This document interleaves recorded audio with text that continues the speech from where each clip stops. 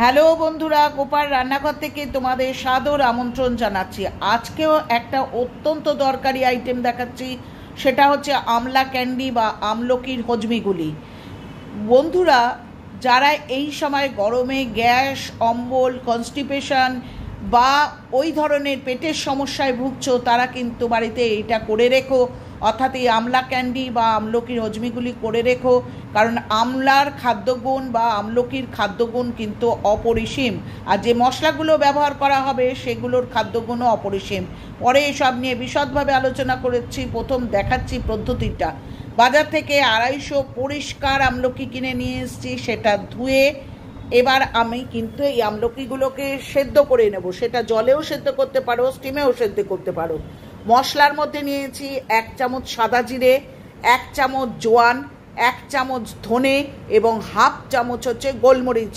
এটাকে ভালো করে শুকনো খোলায় টেলে নিয়েছি, টেলে এটা মিক্সিতে গুঁড়ো করে নিয়েছি।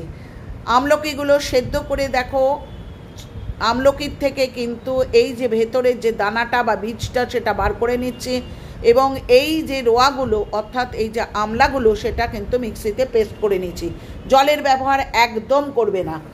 কড়াইতে কিন্তু কোনো রকম ঘি বা তেল ইউজ করিনি। এই আমলার পেস্টটা দিয়ে দেওয়ার পর তাতে 1 চামচ কিন্তু বিট নুন দিয়েছি। বিট নুনের খাদ্যগুণ অপরিসীম। এরপর হচ্ছে আমি কিন্তু এর মধ্যে দেব হচ্ছে খানিকটা চিনির গুঁড়ো।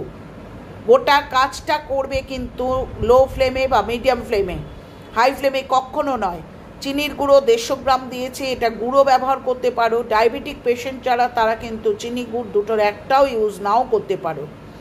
বন্ধুরা, এখানে একটা কথা বলার, সেটা হচ্ছে যে এই যে চিনির গুঁড়োটা তুমি এর সাথে মেশালে এটা কিন্তু কোনো ম্যান্ডেটারি নয়, অর্থাৎ চিনির গুঁড়ো নাও দিতে পারে। কারণ অনেকটা আমচুর পাউডার 2 চামচ বা 2.5 চামচের মতো আমচুর পাউডার দিয়ে দিলাম, দিয়ে ভালো করে মেশাতে লাগলাম। তারপর করব কি, যে মশলাগুলো আমি তোমাদের দেখিয়েছিলাম সেগুলো একটু ফাঁকা কড়াইয়ে একটু টেলে নিয়ে মিক্সিতে গুঁড়ো করে নিয়েছি এবং এই মশলাগুলো দিয়েছি। প্রত্যেকটি মশলার কিন্তু আলাদা আলাদা খাদ্যগুণ রয়েছে। জিরে কিন্তু গ্যাসনাশক, জোয়ানে কিন্তু তোমার কনস্টিপেশন রোধ করে। সুতরাং প্রত্যেকটার আলাদা খাদ্যগুণ রয়েছে। এবার নামিয়ে দেখো, আমি প্রায় 25 থেকে 30 মিনিট জাল দেওয়ার পর প্লেটে ঠান্ডা করতে দিয়েছি। এইবার গুলিগুলো তৈরি করেছি, করে চিনিতে কিন্তু চিনির ডাস্ট চিনি বা বুড়া চিনি তার মধ্যে কিন্তু আমি একটু গড়িয়ে নিচ্ছি। কিন্তু একটা কথা বলার বন্ধুরা, এখানে চিনিতে গড়াতেই হবে এমন কোনো কথা নেই, কিন্তু কালো কালো দেখতে লাগে বলে চিনির মধ্যে একটু গড়িয়ে নিচ্ছি। অর্থাৎ এর থেকে একটু ছোট সাইজ করে নিতে পারো। করে নিয়ে কিন্তু এইভাবে হজমি গুলির আকারে বা ক্যান্ডির আকারে গড়ে কিন্তু চিনির মধ্যে গড়িয়ে নিয়ে সারা বছর ধরে সংরক্ষণ করতে পারো। বন্ধুরা, এটা প্রত্যেক দিন যদি একটা করে খাও, তাহলে এই গরমে গ্যাস, অম্বল, বদহজম, খাওয়ার হজম না হওয়া, মুখে অরুচি, কনস্টিপেশন, এগুলোর হাত থেকে তোমরা রক্ষা পেতে পারো। যেটা আমার দায়িত্ব, অর্থাৎ গরমের হাত থেকে তোমার শরীরকে সুস্থ রাখার, আমি সেটা আজকে পালন করলাম। তো কেমন লাগলো সেটা জানিও ভালো মিষ্টি কমেন্টে। পুরনো বন্ধুরা, তোমাদের কাছে আমি আবার কি বলছি যে ভীষণভাবে কৃতজ্ঞ, তোমরা যেরমভাবে সুন্দর সুন্দর কমেন্ট করছো।